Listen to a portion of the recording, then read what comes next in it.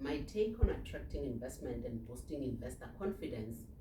is that we don't have a choice as a country but to finally implement some of the critical structural reforms that we've been talking about as a country. Remember, the reason why we are sitting as a sub-investment grade is precisely because as a country we have avoided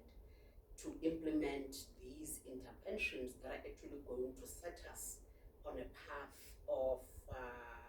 structural adjustments and structural sustainability. So as much as South Africa is the most advanced economy in the African continent, as much as we have for a long time been looked at as the attractive investment destination and as a gateway to the African continent, we have managed to lose that position over the years precisely because we have failed to address the issues that investors and credit rating agencies in particular have been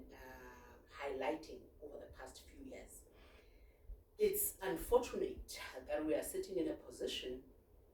after Moody's downgraded us in March. We're sitting in a position where Moody's once again have indicated that South Africa could be facing a further downgrade, further plunging us into the sub-investment grade that we're currently sitting in. So the reasons that they are advancing once again is the extent to which our economy is in a crisis, but also it is the extent to which we have not yet implemented some of the critical structural reforms that we needed to look at as a country. So if the question is how do we attract investment, how do we boost investor confidence,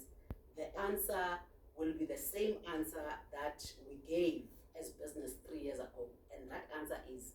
we ought to seriously look at what are the critical structural reforms that we need to address as a country. And we are very clear, because we've had these conversations over and over again, we are very clear in terms of what that is. The biggest one, of course, being that of SOE reforms. We're currently sitting with SOEs today as a country, which are an albatross around our necks, which are presenting us as a country with an exposure of about 670 billion. And to the extent that we can show seriousness, to the extent that we can show serious prioritization, to the extent that we can show a certain degree of diligence in terms of dealing with SOE reforms, I think that in and of itself is going to go a long way towards attracting investment and boosting the much required confidence in our economy.